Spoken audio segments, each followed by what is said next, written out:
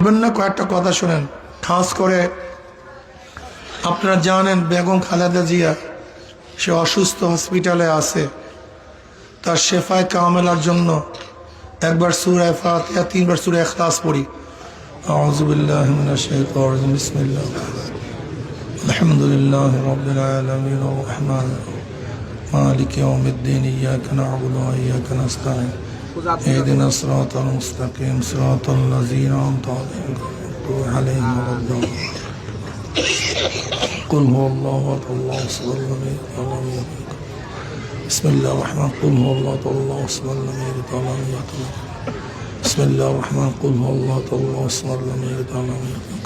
দোয়া আছে। আর খাস করে বেগম খালেদা জিয়ার জন্য আমরা সবাই দোয়া করি, আল্লাহুম্মা আমিন। আল্লাহ বেগম খালেদা জিয়ার শরীরকে পরিপূর্ণ আপনি সুস্থ করে দেন।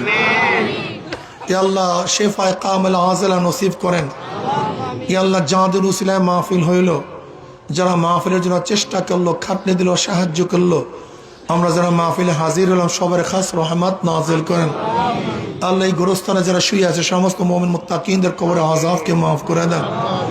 আল্লাহ যারা অসুস্থ আছে পরিপূর্ণ শেফায়ে কামেল আযাব থেকে হেফাজত করেন। আল্লাহ আপনার জমিনে আপনার হুকুমত, ইসলাম হুকুমত কায়েম করে দেন।